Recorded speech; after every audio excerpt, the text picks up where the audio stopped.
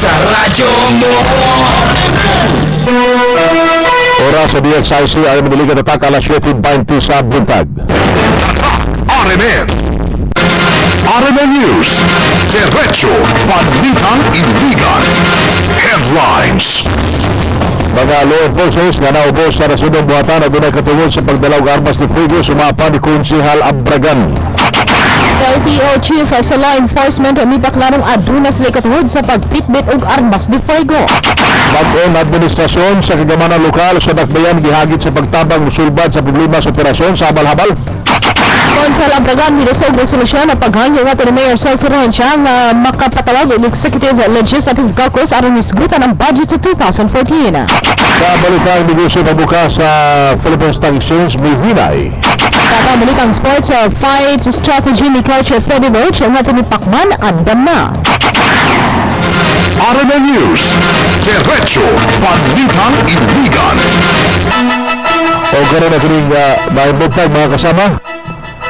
Live ikan sa Ayos ito Iligan. Kini si kasamang Jessica Chris Kinabato. O ginusab sa Carmelin Forum matong sa tuhanay sa mga balita ang Ayos Diretso Balitang Iligan gito sa nabigwa sa tanuay 5 years. Inyamanas sa La Filipino Corn Pork o bisada sa Lafarge Republic pinatibay ang bawat manana ng bahay. Inyamana sa LA Natural White Cleanser, the first step to complete fairness. RMN News, Diretso Balitang Iligan. O karon na kini mga detalye sa tuwa mga balita nagtuo sa City Council Attorney Provincial Bung Abragan Jr. na isip enforcer o ganaubos sa nasunod buhatan ang mga kini sila katungod sa pagdala og armas ni Fuego. At matun pasasyon sa Committee on Transportation sa wanan sa Konseho na kinahanglan gamiton sa mga pamaagi ang armas ni Fuego na ilang gidala-dala.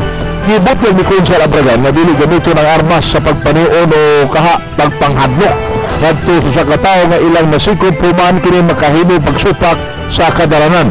Ganito matong pagkiris na gayong masuklian o masuklan o mo-insister kadto kanila ang usa ka individual nga ilang masikop aron usa maprotektahan nila ang ilang mga kaugalingon. Law enforcers man sila, no? And they are given out to national office. And I think they are authorized to bring their kaning authorized unlicensed firearms. Pero that will be used kinanan gamiton na sa sakto nga pamaagi. Ang pamahayag ni City Councilor Attorney Provincial Bung Abragan Jr. nga ninadi sa radyo mo nationwide.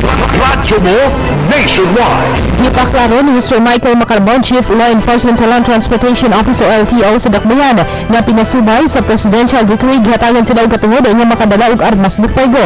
Kini gumikan na sa matagaron og unya nila nga trabaho nga naa sa gawa sa panahon sa silang operasyon sa pagdisiplina nga itong mga padluhon nga mga motorista. Apan diklaro ni Macarbon nga kinalang responsable sa pagdala o paggamit silang armas ang sibisan 15 mga enforcers na gikan sa ilang buhatan.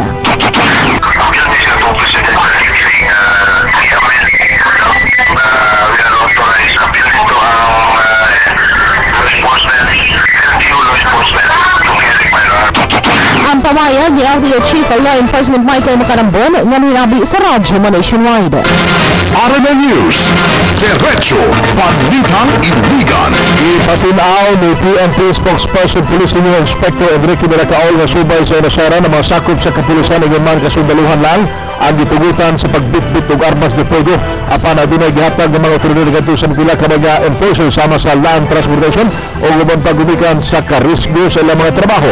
Pinay gipaklaro ni Miracaol nga gitugutan ng mga enforcers sa pagbitbit og armas alang sa ilang proteksyon o dili ang pagpanion ngadto sa kinsang individual nga ilang masikop. Siguro sila sa consider sila tumatagi sa kanang pero mandagahan ang alam lang yung magalag armas is kanang active police na to, active police o active sa military Ang pamahayag ni PNP Spokesperson Enrique Miracaol nga rinadi sa radyo mo nationwide. Radyo mo nationwide. Gihagit ni LTO Chief Law Enforcement Michael Macarabon ang bagong administrasyon sa dakbayan sa Iligan na mahimuog lakang aron maundang na ang iligang na operasyon sa mga habalabal. Kinigumikan sa grabing talamak na sa maong mga habalabal sa sentro bayan sa syudad. Kinsa nakahatag og kabalakan nito mga taxi drivers ug gumikan wala na igapanakay ngadto kanila. Nang hinaot si Macarabon nga mahatagan og ginanaling solusyon sa mga opisyal sa dakbayan sa Iligan. Ang gimulong problema dili lang sa mga taxi drivers apan netong pipila ka mga operators og sakyanan sa dakbayan. Administration mo ron, ako ni challenge na pamangan nila na maundang na ni habalabal operations. Kung imo tanawon, mga masagudi, sila na yung mga hawad nila, mga taxi gali, hindi nila siya makaali, kaya dito na mga motor, plastar na sila. Ang pamahayag ni LTO Chief Law Enforcement Michael Macarabon na nilabing sa radyo na nationwide. RMN News, Diretso Balitang Iligan. Nalay ka na sa ito ng mga balitang minusog resolusyon sa City Councilor Attorney Providencio Bong Abregan Jr. na ito nakalabang sesyon sa paghangyo ng Mayor Celso Revencia. Ngayon patawag o executive in the man legislative caucus sa labing dalig at panahon. Kini aron diskutan o mahimuon niyang budget sa atong syudad sa mabot ng tuig 2014. Pinagi sa sumahong caucus, may isbitan sa matang opisyal sa syudad ang mga bagong programa, polisiya o mga proyekto na makonsiderar o busa sa guni ang paglusod pero subay sa mandatos balaod. May solusyon, mga pagkawag sa tuwanan ng Mayor Celso Revencia na maghimo o executive o legislative caucus aron matataw may balaan o sa mga plano, proyekto, polisiya sa atong administrasyon karon o sa budget sa pangayo o nga ikahina to karong umabot ka 2014. Ang pamahayag ni City Councilor Attorney Providencio Bong Abregan Jr. na nangyari sa radyo mo nationwide. Radyo mo nationwide. Gipang hinaot ni City Councilor Attorney Providencio Bong Abregan Jr. na pinaagi sa iyang hanyong resolusyon sa pagpatawag ng caucus kauban si Mayor Celso Revencia nga ila na makabot ang panagiusan nilang mga opisyal sa syudad. Kinaron mapinawa na ang dagang intriga gikan sa mga kritiko labot sa matupaw walay koordinasyon o panagiusa ang kasamtangang mga opisyal sa dakbayan sa Iligan. Gibutyag ni Consul Abragan na labing dali nga panahon o kinahanglan na matuman ang mga panagtagbo sa hangtod sa Oktubre 16 lamang ang deadline alang sa isumitor nga budget sa umaabot na tuig 2014. Usa na po ka na kapamahagi atong pamahagi nga pag-iusa na o maglihok na ang atong panggobyerno para mawala ka ng mga sinampatakan na pagduda no nga o gadako kayong buwan masakti sa katauhan na naay division ay dako kinggap ang ato ang executive branch o katong legislative branch. Ang pamahayag ni City Councilor Attorney Providencio Bong Abregan Jr. na hinabi sa radyo nationwide. RMN News, Diretso Balitang Iligan. Ihatagan o katinawa ni Congressman Vicente Barth Benito Jr. na suka-suka duwa kini naghatag ibisan unsa ngadto sa mga gikaingong piki ng mga non-governmental organization kung NGO kalabot sa bilyon-bilyon nga pork barrel scam kay galabigitan ni Janet Len na pulis lakip ang mga piking NGO. Kani gisay sa usab ni Congressman Belmonte sa programang Krusada ng CBN nga makita mausab din sa dakbayan nga daghan kini og mga nahuman nga proyekto matag tuig. Pabor usab si Belmonte nga pagayon ang parallel investigation. Alam niya itong 5 ka mga senador o 23 ka mga kongresista na nalampigit sa nasangpit nga pork barrel scam.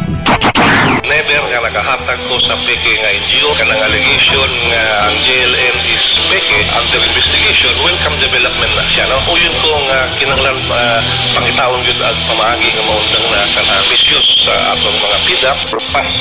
Mas pabor ako sa gihimo ni House Speaker. Ang tingog ni Congressman Vicente Barth Benito Jr. ito sa programang Krusada ng CBN. Radyo mo nationwide. Padayon pa hangtod karon ang pagpalong sa kalaya tungod sa pagkasunod sa bodega sa FP Commercial nga nanimitan sa Aguinaldo Street Extension. Alas 12:40 kapinggun kulang nadawat sa batang sa Bureau of Fire Protection o PFP Liga ng Fire Call. Mato pa ni SFO 100 Baguio na posibleng faulty electrical wiring ang hinungdan sa mangsunog. Sa pagkakaroon, ana pa ang mga fire trucks sa gikan sa Holcim dahil sa og tulog gikan usab sa BFP Liga. Lakip ang bagong fire truck nga gidonar sa syudad nga dali nakaresponde sa mangsunog. Walay katong samdan sa mga insidente sa wala pa sa bibutyag ang inisyal nga kantidad ng BFP labot sa danyos sa maong sunog. RMN News. Diretso Balitang Iligan.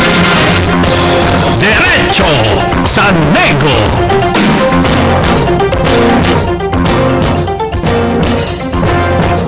Hinay ang pag-abli sa kalakalan nagkaroon sa banaha human na pipila ka adlaw na suspension trading sa Philippine Stock Exchange o PSA. Subay sa PSA Index Record, nitala lamang og size meal 136.73 nga level human ni ubos og 389.22 points o 5.96% sa status na itong biyernes. Tungod din hinay nga misira ang kantidad sa peso nga naalamang sa 44 pesos o 17 centavos ang matag usa ka dolyar. Let's get ready to rumble! Diretso palaro. Bisan wala pa magsugod ng grabing training alang sa November fight ni Manny Pacquiao batong nato ni Brandon Bamba Rios andam na ang fight strategy ni trainer Fredo Roach. Gibutyag ni Rios o Roach maayo ang ilang himong game plan alang kang Rios matod pa ni multi-awarded boxing trainer may mong susi sa pagkaraog ni Pacman ang iyang footwork apan bisan na pamanini wala gihapon sila kumpiyansa sa mamahimoon niya ni Rios. RMN News. Panahon. Ang atong balita sa lakat sa panahon dito sa Madingoa sa Solmox Sporty. Ladies Pulido, Linis Solmox. Makasinati gini o kita sa mayong nadagan sa panahon din sa Rakbayan karong adlaw kini mao ulahing gipagawas o mga update sa accurate weather forecast. Sa pamaniri magpabiling gihapon nga makatagamdang usab o pagpanagom sa kalangitan ang ubang bahin sa Dakbayan Siligan ilabi na sa kahaponon. RMN News. Diretso Balitang Iligan.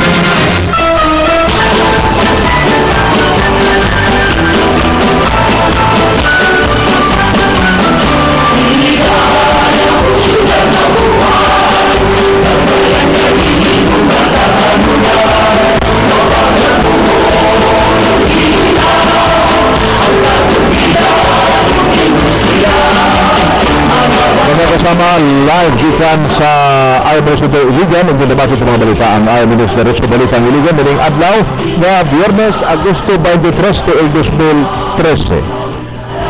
Ato gitawagan ang gipaabot kunit gitawagan ang Michael Luinad and Co-op dinipregayon nga meeting karong adlaw nga Sabado o mapuhang adlaw alas 2:30 sa Luinad Barangay Hall no ng syudad o tanang mga members sa palihog aton gumikan dunay kwan gikinahanglan gid ng attendance. Kini nga paybaw gikan ni Ate Joy Soriano de la Piña diya sa Iana Hospital. So ang tanang mga members sa Micro Luinad and Co-op pagayon ng meeting umapuhon alas 2:30 ang takna sa kahaponon. Kaya kasama ayaw mo kalimot sa ito ang medical mission alang sa itong kasaulugan sa kasaysin na inong anibersaryo sa radyo mo nationwide. Ano na tayo mission 2013 o handang tumulong sa iyo sa medical mission ang ato ang itanyag karong Agosto 25 adlang Domingo sa alas 7 sa buntag hangtod sa alas 3 sa hapon sa Barangay Poblacion Gymnasium. So doon na tayo mga libreng services sama sa livelihood program. Doon na tayo 20 ka mga selected beneficiaries sa ato ang livelihood program, free haircut, bloodletting program, dental education alang sa mga nagpanginaron og 3 anyos hangtod 13 anyos o doon na tayo libreng medical check-up. So kanantanan mga kasama karong Agosto 25 sa alas 7 sa buntag hangtod sa alas 3 sa hapon sa Barangay Poblacion Gymnasium. O gato sa pasalamatan ato ang mga partners o gato ang mga sponsors nga padayon ni suporta sa ato ang aktibidad karong adlaw Domingo hilabi na sa 4th Mechanized Infantry Battalion Philippine Army City Development and Livelihood Office, City Health Office sa Gregorio T.H. Memorial Hospital, Philippine Dental Association, Honorable City Councilor Bernard Pacanya, Philippine Charity Sweepstakes Office sa Mapalad Power Corporation ng MPC, Petronas Wholesale Permico, Red Cross Iligan Olga Inumane, ni Congressman Vicente Varp Belmonte Jr., ni City Councilor Attorney Manny Salibay, o sa Nature Spring, Jollibee Tita Fanny's Olga Inuman, ni Kapitan Joy Labrador sa Tipanoy, Kapitan Boyne sa Palaog, Kapitan Joy Alquezar sa Tubod, o ni Kagawad Tede Pahente sa Barangay Mahayahay, o Kagawad Jimmy Sali sa Barangay Tambakan. O hilabinan ni Miss Mercy Mangka sa may Barangay Suarez, mayong buntagan niyang tanan. O daghang salamat sa inyong suporta. Good morning ni Mr. Edmond Dayon, to akaro sa Wiliro, naminaw din sa ato ang sugihan sa Ironman Iligan. Abuta, balik na second portion sa Tuga Tulabanon sa Spray to the Point. Kasama mo si Servicio Publico. Kini si kasamang Jessica Cristina O Bato. pinusab sa Nabalindoron, Tatak RMN. Radyo mo nationwide. Oras mga kasama, Tatak alas 7:35 sa buntag. Tatak RMN.